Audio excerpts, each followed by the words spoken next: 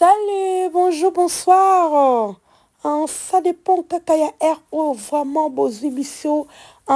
et puis na moment où bozali kolanda biso na kati ya chaîne na biso ya Family Bota News TV. Vraiment tolela bino ya trop na linga bino tellement makasi kaka nde na lobaki vraiment na ye na zongi en forme et du forme to zongi penza pour na koya kosala be mission pour na bino poto linga bino tellement ya trop yango photo zalaka toujours poto ko kosala ka ba analyse musala mpeza pour na kosala analyse hôtel émission au mon émission moko boye lobi makambo moko boye hôtel comédien moko boye lobaki boye en tout cas biso tozana pour na koya kosala ba analyse to sala ka ba analyse na biso na o etali ba comédien nyonso vraiment ceux qui likambo moko eza pona ba comédien na biso bandiko nanga toyaka pona koloba toyaka pona kosala analyse parce que analyse équipe akamutu te analyse eza analyse toyaka kosala makambo oyo tomoni yango toyaka kopartager biso na bino tosali mo analyse ceux qui peut bino boya na commentaire ya kosala par rapport ya makambo biso tolobi to pe ya mutu oyo asala émission oyo alobi des fois peut être kana ba audio ndeti lelo awa vraiment na kata émission na biso lelo toza na ba audio tokochela bino boko yoka bino moko boko landa il s'agit de quoi bande kolanga yango wana toye yango ba oh nyonso oh boye kolanda biso pour la première fois bande kolanga tolobaka tango nyonso bo s'abonner bo cliquer na cloche de notification pour que vous ratez et le côté balobi o eza moko wa chaîne na bino vraiment chaîne moko kitoko chaîne moko elengiza na kata chaîne na biso boko zalaka jamais déci na chaîne na biso parce que chaîne na biso awa to finga kate to sala ka ba analyse moko o ezali vraiment vrai ba analyse moko eza kitoko o ezo pesa ba leçon ya kitoko en tout cas oza mama oza papa oza mwana okozanga te kokota na chaîne na biso okozwa toujours ya motuya et kozala vraiment bien pona yo pe pona libota no soki olandi biso voilà la famille toyela kibino ni bande konanga toyela kibino Liza balobi sortie médiatique ya Liza et pesi biso makambo sortie médiatique ya Liza vraiment et sali que et biso ba oyo to ko sela on analyse pourquoi to ko sela on analyse c'est par rapport il y a ba dire il y a ba tout o et salami après sortie médiatique ya Liza bande ko to ka ki ba nungu ebele ezalaki na réseaux sociaux que Liza azana makambu ya koloba Liza asala ki be mission par-ci par-là pour dire que azana ba mission ko sala topé azana maloba ya ko sala par rapport ya Belleville na ndenge Belleville bande ko traiter ye makambu belé to bande ko mona ndenge na ngambo na bande ko loba pour na Liza alors lelo vraiment Liza a décidé qu'il y a ko sala o ba bengi sortie médiatique Liza a ki koleka l'émission aloba ki bande ko yango to bi sortie médiatique Liza eye vraiment na makambe belé et fongoli biso mémoire et koloba makambe belé za na kati bande ko langa o nga lelo na ye pour que to décortiquer nga na binoto meka ko solo la yango et puis par rapport à moi ba commentaire musu ba sala ki ponga na loba na bino na landaka vraiment ba commentaire na ka pamba te soki na ye na landi mo ba commentaire na roya koloba peut-être pour na commentaire à bato ba sala ki par rapport à l'émission topé sortie médiatique yande ko na biso Liza Diasilwa oh babi vraiment aza bras droit ya Belleville toko découvrir ensemble pour na ming pe balandi émission na te bande kolanga nga na eka pour ko sala analyse pour zo qui vraiment tananga ya kota l'émission na du début jusqu'à la fin bande kolanga na zo qui tananga yango sans plus tarder bande kolanga non mais ka kochela bino anini oyo na robeka kochela bino audio bolanda audio après audio na le loko na kocheli susu pour que bo yoka bino moko commentaire ya ndeko moko achaki oyo vraiment poussenga na ko sala émission o bande kolanga eza pasi na monde na biso oyo ndenge ezokende ba monde ba YouTube ya ba YouTube oyo eza pasi bandeko yango na kolukana tshela bino to landa nanu Liza na bokebi na biso so oyo toyokaka ba propos ya Liza ke Liza alongwe Liza alobi mabe pona Belleville Liza boye lelo tokoyoka biso moko ndenge Liza apesi point de vue na par rapport à absence na ye na kati ya Belleville TV boko yoka bino moko so boyoki ngala bino toko sala analyse vraiment c'est parti Na continue bino bolanda bandeko nanga et puis on se retrouve après. Je sais pas, là c'est à toi de nous dire comment, à part moi, vraiment, est-ce que c'est facile, vous travaillez en cheval, déjà, Kotoyo, dans la groupe Simba, ou c'est juste dans l'équipe Yabila? Ouais, dans le début, vraiment, ils ont qui facilité, parce que mon vite 8 ans, on bandit, ils sont bandits en balamoko. Donc, il faut au Kabola, on s'est partagé. Ça part des choses. Au Kendena, no Simba, aussi Simba, oui, Belleville TV, il faut bolinga botombo la ilo kwa mata, donc pour mi pesa, faut musala, donc il y a qui vraiment facilité. Tout manière ko bunda na malé mécanique zala, donc tout qui à chaque fois surtout on dit répétition, tout ces répétitions pas toqué pas Belleville, moi réunion, tout là et tout ça, on est nini, on zala nini, toqué na on est nini, moi ba stratégie, zala nini, tout ça on est nini, maman nini, yo lobi nini, donc na mutazo pesa opinion na yemu na mutazo loba idée na yeye wazana on ouais c'est quand même Simba tout ça qui non mais on se peut-être la Simba de ouais na débit ezalaki tozalaki bana Simba et puis ezalaki na Richard Mukoko hein on a débit ezalaki vraiment tozalaki kaka Belleville Lisa Marina ezalaki sonana Jini Jenny, entre Jenny et Mukoko. Et après, des goussos, au région de Bisso, papa Alain,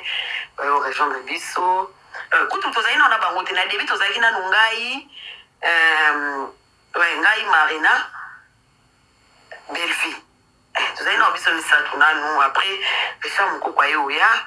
parce que tu as dit, après, Jérémy, na Jodia dans son Jodia on bazaki ba script on ba donc comment donc tu sais on a bango après au sala qui Jodia ayo longwa tu tikala na Jérémy azalo kwa script biso to so bunda na ba idée des jeux que mutu zo sala pour ya komara donc tout pena zo sala donc tout so bunda na et tout ça ni ba stratégie ni en tout cas tout le monde bunda biso et puis yo sala qui falaki tout binisa comment on appelle ça structure voilà donc ça moi structure mon voyez yo bima et puis na montopé ayozora fonctionne à une zalaka oyazuboye après de continuer Belleville TV. Pour démarrer, et aujourd'hui,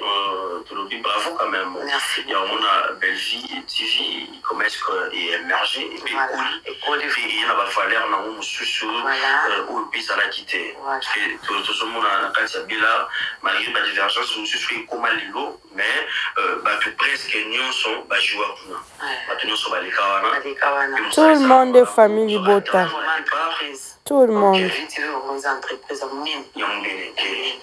on se pose aujourd'hui des questions de partout à la maison. Peut-être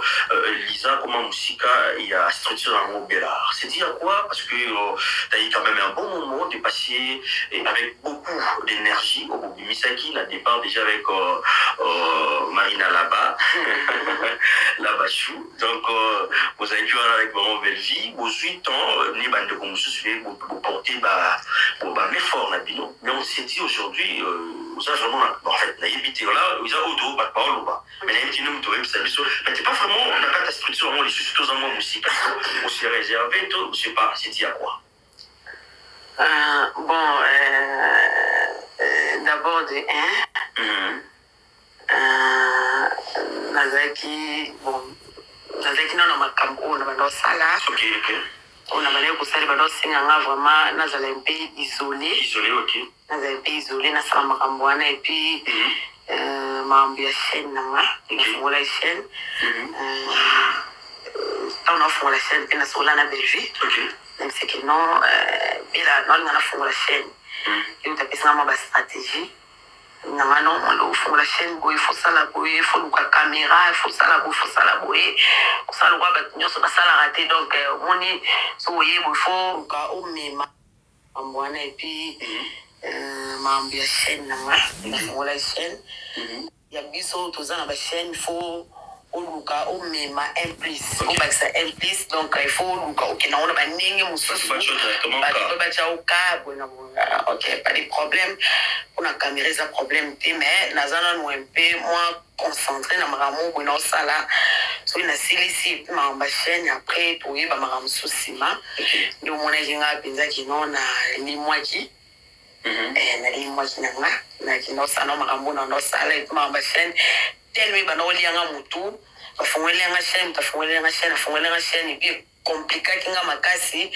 nga kombo na ngeza L I S A iswa afungwele nga chaîne na L Y Z A donc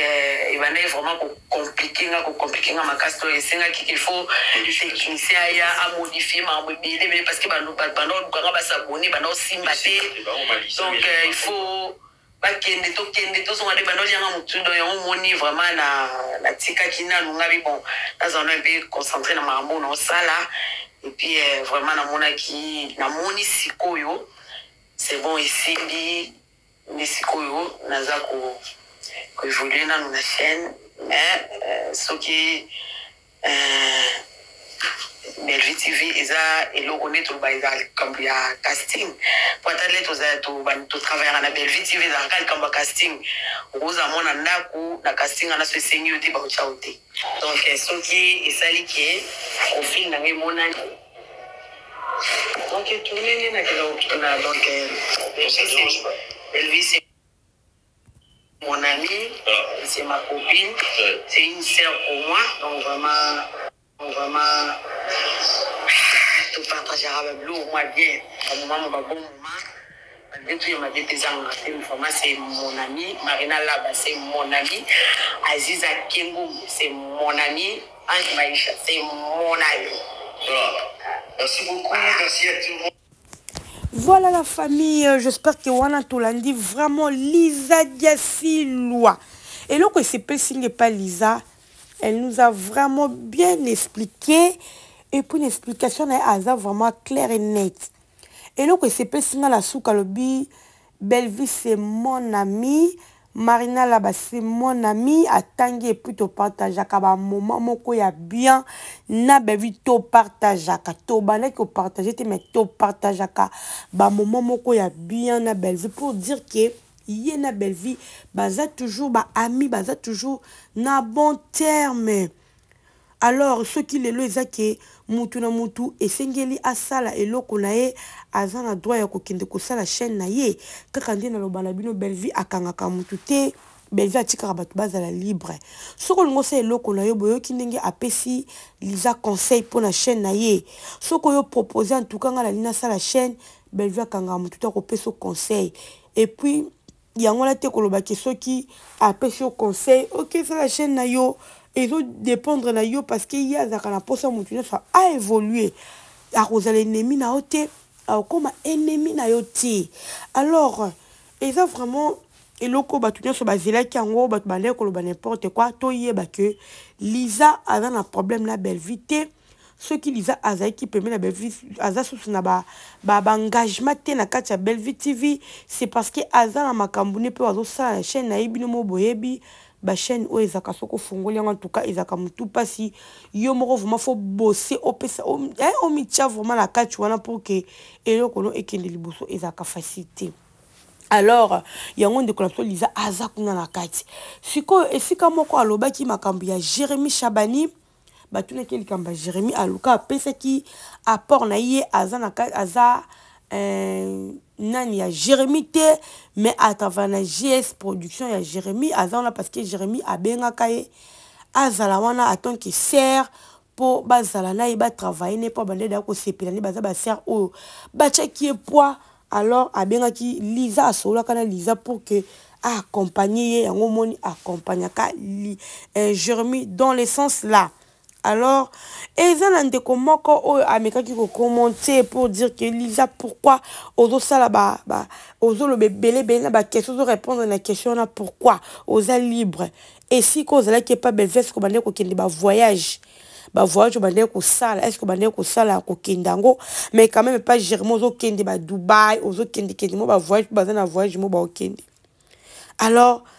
ozo mona te donc pour dire que ça na bato oyo bazaka toujours ko luka ko kotise loko moko bekati na bato ozo mona Lisa ça l'émission est très bien mais ça toujours na ba diablesse to ba diable oh ba kana pona ko luka ko semer trouble to pe ko luka ko diviser bato ngala benga ba semer de trouble oh bazana toujours pona ko luka ko diviser bato la bande ko na meka ko tia vraiment message na lo bango bamba oh ba bando sala ba message ma be ba commentaire ma be to no tia bango po to na ko dévoiler bango moko na ko meka ko tia message wana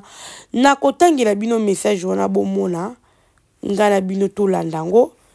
total message wana eloko nini oyo balobi na kati ya message wana bandikolanga vraiment bato aboye faut ko dénoncer bango pour que ezala bien pour vraiment ezala bien et ko sala bien ko sa kitoko bonzela na meka ko tangela bino pe nazo chango wana bokomona nazo ko afficher wana Melisa oza penza ba Melisa ozo pesa ba explication ebele pourquoi parce que ata okomi artiste na ye eza problème te donc ata komi artiste ya Jérémy eza problème te artiste azalaka pona mututu lokola chez Belleville et pesa contre-temps albi chez Belleville et pesa contre-temps et puis Lisa a bien expliqué mais abi lokola chez Belleville et pesa contre-temps na Jérémy yo place aux alaki au kenda ata Gabon te donc place avec pas Belleville à kenda ata Gabon te maintenant Jérémy yo aux kende Dubaï et ça déjà un grand pas bande kolanga en tout cas ton amona qui message nga bien en tout cas ça na bato misusu oyo balukaka ko créer ba problème o bazara pena na posa vraiment Belleville à sa quitter na bande kolai o babanda na bango to kinde Lisa alobi bango bazaki 3 personnes babanda chaîne donc bato belé posa na bango ki Lisa azala vraiment musika Belleville ba longola moi bato bazaki proche à Belleville lelo to mona ndenge Jinya Longwa to mona ndenge ba Yacha Mukoko ba cité nyonso oyo alors pour ça bato yaki bato nyonso bazala vraiment musika Belleville po bozwani po bo gagner nini bozo mona po bo gagner nini mais eloko ça la nga bien parce que mutu soka longwe ake na musika ya Belleville na ndenge na ye moko en tout cas bon ezaka part ya Belleville ya mabe ezalaka soki Belleville nde abengani mutu wana nde okomona ezalaka mabe po otalaki bato babandane na pasi bato basalaki na yebwe mais so mutu alongwe na ye na ndenge na ye moko abinonga pe fona sala eloko na ngai epuis Belleville azana mpona koaccompagner nde tomona Belleville accompagner bato ebele na monde ya théâtre Belleville accompagner bato ebele pe a aider bato ebele na kofungola ba chaîne tomona yango alors ils ont ndenge moko losuki Belleville a sali yango pepe pa Lisa ndenga pesi Lisa conseil a kenena ndenga bien dans le bon batikali ba minde batikali ba mi soki sengi lelo Lisa ko jouer na kata Belleville TV et sengi profil na e ba obengi sa ko jouer aye ko jouer na dans le bon et puis so bazana ba activité na bande ba message na ka mo ba sorti na ba osalango pour Lisa vraiment a préciser très bien ba dekolanga et ça la place mon kuti ya suka lobi pour na ko lia lelo pa Belleville azana na somme terre ko kende ko lia na ndako Belleville mais bisi comme ça ko kende ko lia te na ndako Marina ba ko kenda ko lia ta ba ko tia pe ma bete ba dekolanga na ko tia biloko tu partiongo bino moko boyo kango na tia bino bolandango pour la lingi vraiment ben intermédiaire tena linga mutu ye moko ayoka a comprendre et ko sala bien bolanda protéger au thème obanga na kende na ndaka mutu bona ko lia oso asinga mais kalizala te kala beleza la ki non na okende place mo na olia na za l'aise c'est ça na za l'aise mais ezapi na bato bazana bango pe bien net ngana za entourage na nga oza ki na okende pas Jérémy na olia ko tata so na moni biloko na yebi utina ngo tena na Jérémy na koti mo na oke pa Belleville na olia na obanga te pa Marina na obanga te et pas Sisa na obanga te et talinga te so ka sanga mabe talie na kolia ko na bi e ko yaka pété voilà ozo comprendre bango pe ndezana a osanga mabe te po ebike en tout cas e ba no ndeni on comprend mais et pas bateau sous en tout cas au bang on a kalezala bongoté to bando banga tezaka ba période kalezala bongoté kala bien artiste Voilà la famille, j'espère que boyo kinde Lisa Lobby. Alors kende pas Jérémy Akolia, ok pas Marina Laba Akolia, ok pas Belvin Akolia. Na kolia na obanga te na kina kuti biloko na olia pour dire que bolingo bazan nango eza vraiment incontournable botoyebi ka na moment o batata tande bakomi ko banga bakomi pena ko banga entre bango na bango mettons Lisa zolo babongo pour dire que amour vrai bazan nango na belle vie amour vrai bazan nango na ba Marina là ba dans ba lone loko moko boye balona pele loko mo be bolingo eza na kati wana alors muto kabola bango azati alors totika koloba n'importe quoi Lisa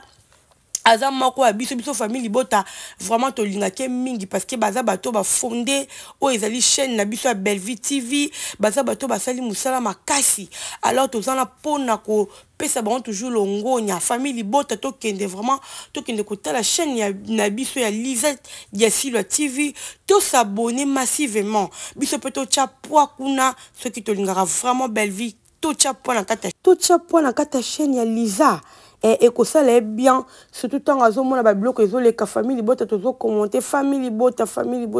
et que ça la Lisa bien zomona vraiment que tozo ko accompagner alors Sony ko zana bato oh ba na posa Bellevue akabana Lisa ba ko zana Sony po biso famille bota to kabana kana batu te biso famille bota tozala kana pour nous soutenir mutu Bellevue azakana pour nous soutenir ndekone moi si ana posa mutu so a évoluer mutu ça s'épanouir et ça ka juste batamité mabe balingaka so ba moni ke ndeko moko azaki na Bellevue ka sale loko ne moko komi concentré ne loko ne pour na bango fu baluka kaka baluka ba baby ça penda ki amitié na bango pour que bon ba sepela alors vraiment famille bota to eka pour nous éclaircir bino parce que likambo ya Lisa et l'obama qui tellement mingi yango na ngato na yoka ki na ndaki émission na baki non il faut na koloba pour les bateaux basés occasion côté l'émission ôté biso tom suto ya kapé pour na koloba bo comprendre que non ezaki boy yango moni to yaki pour na ko tal sabino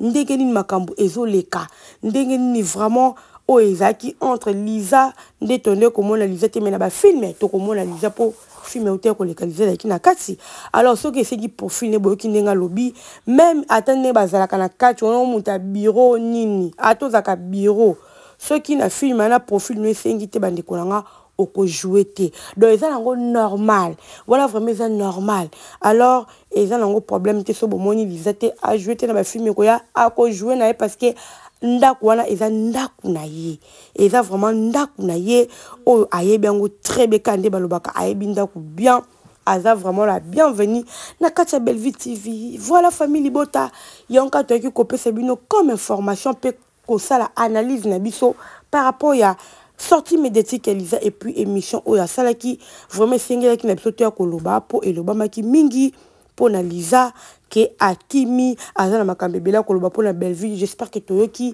moi makambo Lisa a épinglé a wengola fait que baza vraiment la bolingo na Bellevue amour vrai amour sincère ba kutana ka ba sololaka ba sala kanyo sonde bande ko sala comme avant c'est juste que mutu na mutu vraiment azuma ba engagement na ye c'est normal et ça normal o mutu moko te akoki ko boya ngo to pe akoki ko boa kisango de ça normal voilà famille bota en tout cas na senga bino quand on a baki chaîne les moi baisse toute la vidéo na tina suka to zappe ba